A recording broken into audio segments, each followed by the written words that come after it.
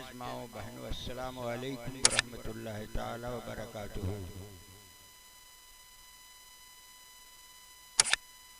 नहमदुहु व नुसल्ली अला रसूलिहिल करीम, अम्मा बअद।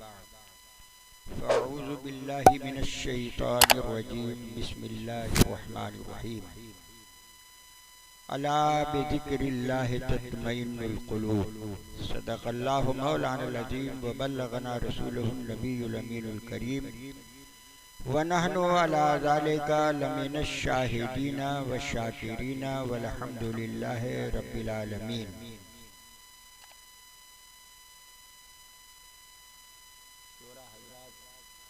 तशरीफ फरमा है। अशार को जरा गौर से सुनिएगा, कहीं गलती हो तो बताइएगा। मलक तो है मेरी फर्दे खता संभाले हुए,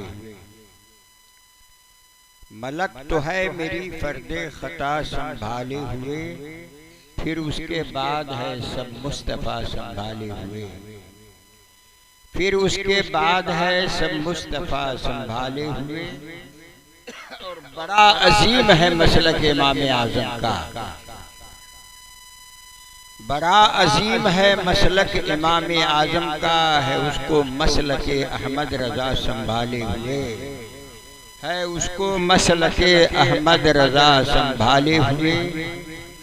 और मसलक अहमद रज़ा है सुन्नियों का असलहा, गोला बारूद, आइटम बम, हाइड्रोजन बम, एक से एक अग्नि पृथ्वी सारे मिसाइल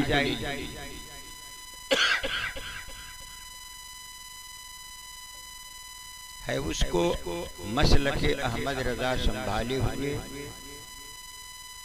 और मसलक अहमद रज़ा है सुन्नियों का असलहा। आवाज़ बंद कर रहे हो, सारा कीचड़ तेरे ऊपर जाएगा। मसलक अहमद रज़ा है सुन्नियों का असलहा। आवाज़ नहीं चल रही। मसलक अहमद रज़ा है सुन्नियों का असलहा। समझ रहे हैं? मसलक अहमद रज़ा है सुन्नियों का असलहा। चूर हो जाते हैं नजदी इससे टकराने के बाद, चूर हो जाते हैं नजदी इससे टकराने के बाद। और मसलक अहमद रज़ा है मसलक शेरे नेपाल। मसलक अहमद रज़ा है मसलक शेरे नेपाल। ठोस हो जाते हैं सुन्नी उसको पा लेने के बाद, ठोस हो जाते हैं सुन्नी उसको पा लेने के बाद। और इतने बड़े बड़े लाजवाब शोरा हजरात से आपने नाते सुनी है, इनकी जवानी की आवाज़ है, और इधर तो फटा बांस है। अल्लाह का बहुत बड़ा फजल करम है कि हमारे इस परसा गांव में, ये गांव नहीं समझते, गांव लोग कहते हैं गांव नहीं, ये बेहतरीन बेहतरीन करिया है। यहाँ न मुकर्रिर की कमी है न शोरा की कमी है। एक से एक शानदार आवाज वाले, बेहतरीन फिक्र वाले, मगर फिर भी परसा वालों को समझ नहीं आई। कलकत्ता से मंगाओ, पटना से मंगाओ, और लखनऊ दिल्ली से मंगाओ, अरे उसकी उर्दू कोई टाइट होती है, साफ ग्रेड की होती है। नहीं नहीं, ये आवाज तलाशने के लिए वो भी बेकरार है। और ये आपके परसा के उलमा महाकाली से लेकर और मेची तक को टाइट कर दिया है। और सफर के मामले में कन्याकुमारी से लेकर कश्मीर तक को रौंद डाला है। मगर हमारे परसा के लोगों को एहसास नहीं है। इतना उम्दा शायर मिल जाए और उसकी कदर ना करो तो ना समझी होगी। ये देखिए घंटों घंटा पढ़ते रहते हैं हमारे अजीज बुरहानुद्दीन और हमारा अजीज फैजान रजा, इन दोनों का मामू जो बीच में बैठा हुआ है देखने में असगर है मगर है ये अकबर। समझते हैं नहीं? हमने कहा था 10 मिनट खिताब कीजिएगा तो 1 घंटा से कम खाया है। शुरू कर दिया तो चलती है गाड़ी, पीछे वालों का परवाह नहीं है नहीं। तो हम आपका टाइम उतना नहीं लेंगे। और अगर इनके बहनोई मौलाना बदर आलम साहब आते तो पता नहीं और भी 2 बजा देते। ये सोच कर बैठते हैं चारों, है ना। मैं आपको उतना टाइम नहीं लूंगा, तवज्जो दीजिए। कुछ अशार में आपको कह देता हूँ। रहमत का लूटे खजीना, ये बूढ़े की आवाज है, उधर जवान की आवाज थी। रहमत का लूटे खजीना, चलिए शहर मदीना। रहमत का लूटे खजीना, चलिए शहर मदीना।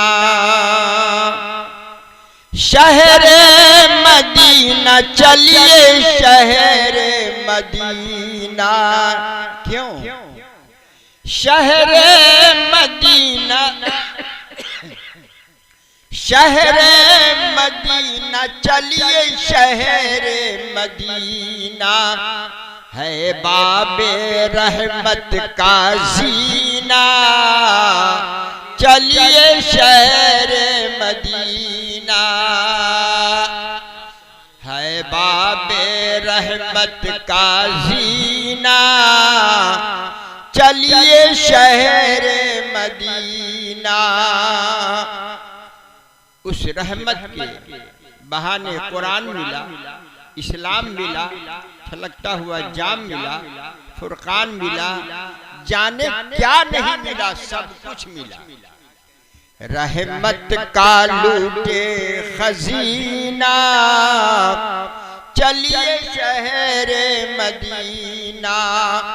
और चल कर मदीने के जर्रों को चूमे,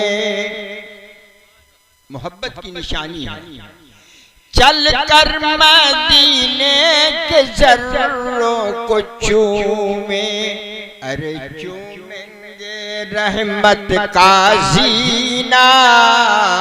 चलिए शहर मदीना, चूमेंगे रहमत का जीना।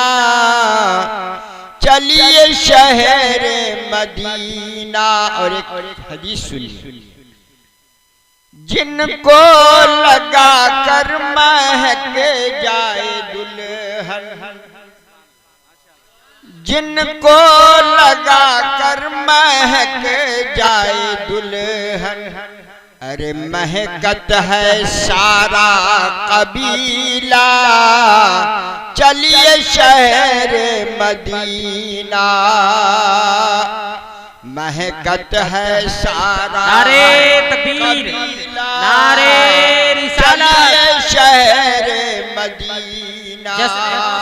कॉन्फ्रेंस, नारे तकबीर, नारे रिसालत। बहुत खूब, बहुत खूब हजरत। आमदम बरसर मतलब सैयदना शेख अब्दुल कादिर जिलानी, महबूब सुबहानी, कुतबे रब्बानी, गौसे समदानी, लम्हे नूरानी, पीराने पीर, रोशन ज़मीर।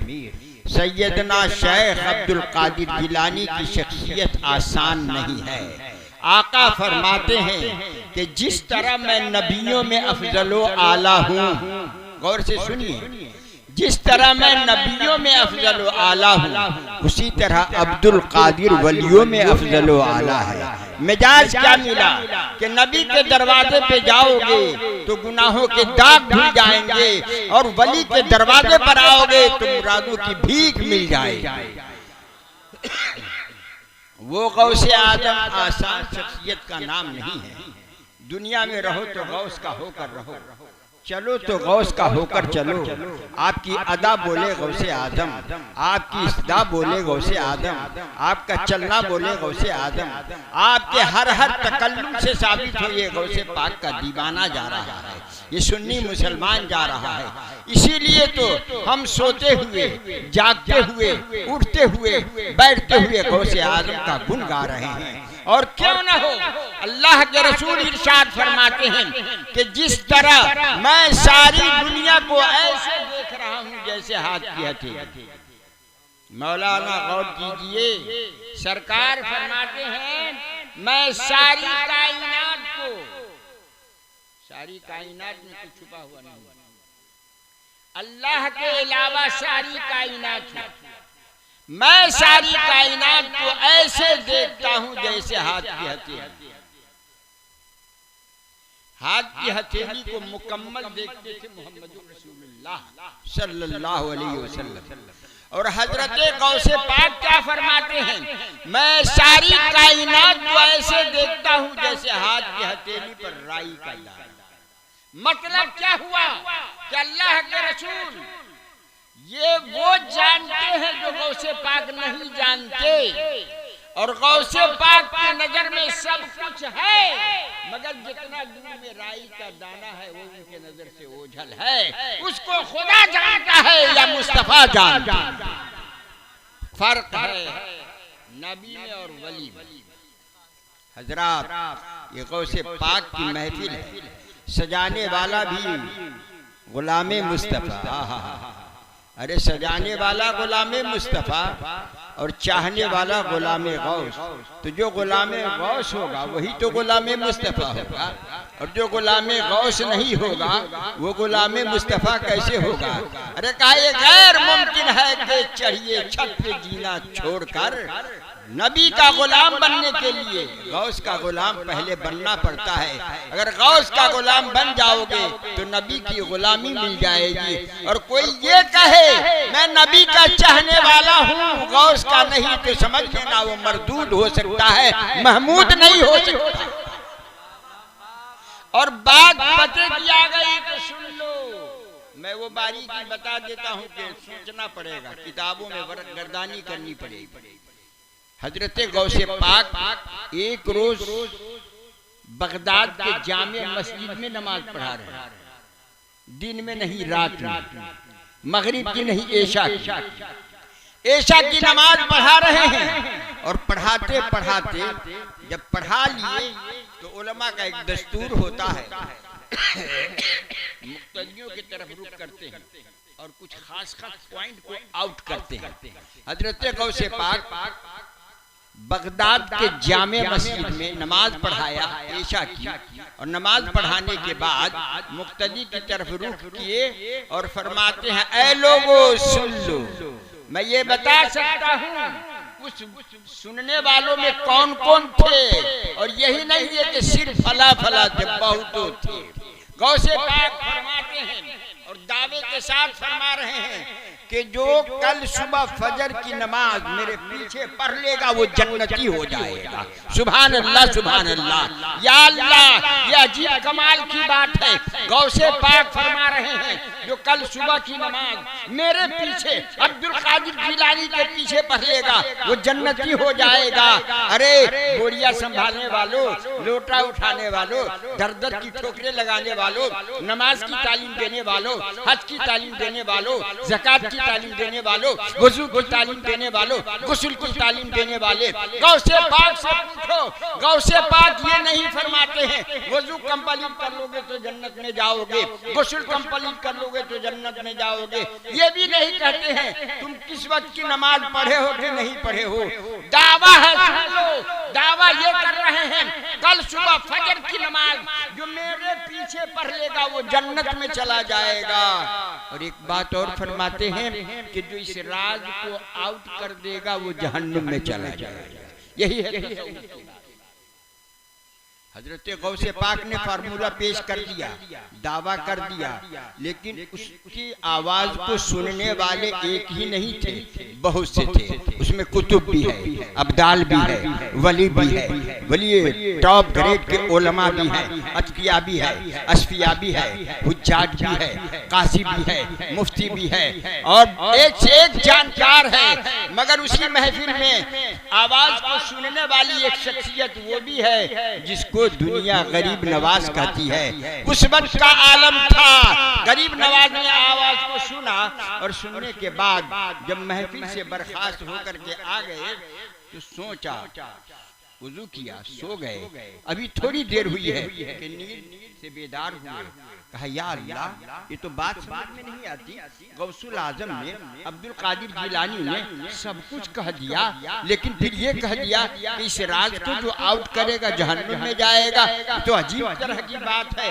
मगर निगाहे वही में वो तासीर देखी और बदलती हजारों की तकदीरें देखी। हजरत ख्वाजा मोइनुद्दीन उठे और उठने के बाद ताजा वुजू किया। वुजू करने के बाद हर एक दरवाजे पे चक्कर लगाने लगे। बुद्धू उठो, दत्थू उठो, जुम्मन उठो, जुमराती उठो, मौलाना उठो, हुज्जाज उठो।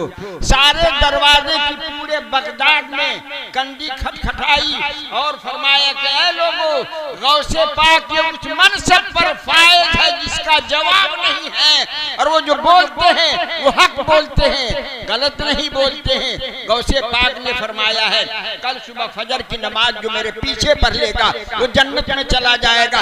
सब आदमी चलो और गौसे पाक के पीछे नमाज पढ़ो। कुछ लोग खड़े हुए, कहा हुजूर मैं नमाज कभी नहीं पढ़ता हूँ। फरमाते बेवकूफ, तू कभी नहीं पढ़ता है, चल पढ़ ले। कोई कहता हमें वुजू नहीं, कहा वुजू कर ले। अल्लाहु अकबर। ये तो आपने रात भर ऐलान किया, सबके दरवाजे की कंडी खटखटाई, और जब सुबह का सवेरा हुआ जैसे मुअज्जिन ने कहा अल्लाहु अकबर अल्लाहु अकबर, लोगों के कान फरक गए। सब के सब मस्जिद की तरफ दौड़ पड़े। जब आए तो देखा मस्जिद भरी है, सेहन भरा हुआ है, आगे रोड भरा हुआ है, ठाठे मारता समंदर, बगदाद का समंदर है। अल्लाहु अकबर। हजरत गौसे पाक ने नमाज पढ़ाई और नमाज पढ़ाने के बाद महफिल की तरफ रुख किया, देखा कि लोग ठोठे मारता हुआ समंदर नजर आ रहा है। तो हजरत गौसे पाक ने निगाहे विलायत को हरकत दी और कहा जरूर इस राज को किसी ने आउट किया है। आप खड़े हो गए और फरमाते हैं यह हक है कि रात मैंने कहा था कल सुबह के फजर की नमाज जो मेरे पीछे पढ़ेगा वो जन्नत में जाएगा, मगर साथ मैंने ये भी कहा था जो इस राज को आउट कर देगा वो जहन्नम में जाएगा। कौन सा आदमी है जो राज को आउट किया है? खड़े हो जाओ। एक बार ऐलान किया, कोई नहीं उठे। दूसरी बार ऐलान किया, कोई नहीं उठे। तीसरी मर्तबा जब जलाल में आ गए तो हजरत ख्वाजा गरीब नवाज सोचते हैं अगर मैं अभी भी बैठ जाऊंगा तो गौसे पाक कहीं बद्दुआ न कर दे। खड़े हो गए। आज बादे कहा हुजूर यही पापी था। कहते अच्छा तू था। इन दोनों का रिश्ता जानते, मामू भांजे का रिश्ता है। तू था? हाँ हुजूर मैं ही तो था। कहा तो तुमने एक बात सुनी थी, दूसरी नहीं सुनी थी। मैंने ये कहा था कि जो फजर की नमाज पढ़ेगा मेरे पीछे कल वो जन्नत में जाएगा, मगर जो इस राज को आउट करेगा वो जहन्नुम में जाएगा। तो तुमको डर नहीं लगा? कहा हुजूर डरता रहा, रात भर डरता रहा, मगर मैंने सोचा अगर मैं जहन्नुम में जाऊंगा मुझे मंजूर है, मगर इन सबको जन्नत में भेज दो। इतना कहना था। गौसे आजम के मोहब्बत का दरिया जोश मारा और फरमाने लगे जान से तू गरीब नवाज हो गया। दस्त तो दस्त है, दरिया भी न छोड़े हमने और बहरे जुल्मात में दौड़ा दिए घोड़े हमने। अरे देखकर हमको फरिश्तों ने किए हैं सजदे, दिल को जब नूरे अहमदी से सजाया हमने, जान दे दी मगर ईमान न जाने दिया, परचमे दीन पे सर अपना कटाया हमने। इस्लाम जिंदाबाद, महफिल मिलादुन नबी पाइंदाबाद। बहुत देर से सुन रहे हैं, खड़े होकर सलात